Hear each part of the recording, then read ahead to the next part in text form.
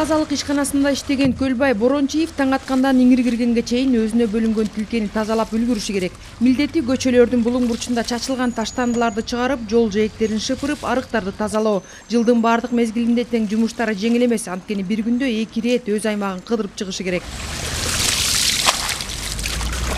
Жибек жолунан Линейныйга чейин. А биягы болсо Ладвиненкадан биягы Разахова. Бир күндө 2 рейске чыгып калабыз.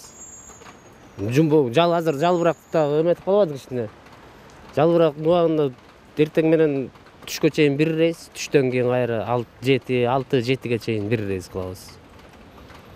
Жумуш оор эле, Кудайга шүгүр. Азыр жумуш жок. Жүргөндөн көрө иштеген оңой эле болду. Дал ушундай таштандылар Бишкектин бир эле районунан күнүнө орто эсеп менен 170 тоннадан ашык чыгарылат.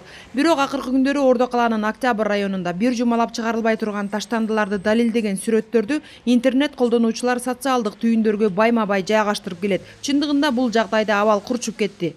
Мусора действительно очень много на улице. Возле мусорок прям валяется горами.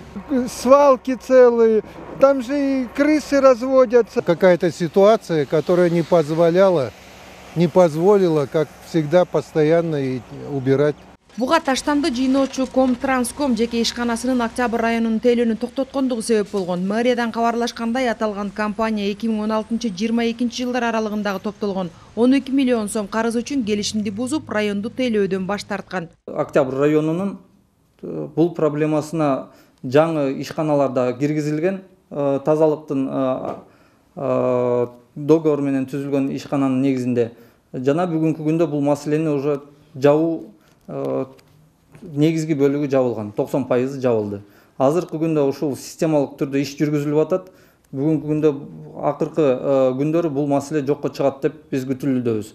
Ал ортодо тазалык муниципалдык ишканасынын таштанды менен күрөшүү аракети жанданчудай болуп турат. Бүгүнкү күндө катуу таштандыларды чыгаруу жана санитардык тазалоо линиясында 53 атайын техника иш алып барса, жакынкы күндөрү Бишкек мэриясы 30 миллион сомго 5 даана жаңы атайын техника сатып алууну пландап жатат. Өткөрүлгөн сынактан атайын техника чыгарган өзбекстандык компания жеңүүчү деп табылды.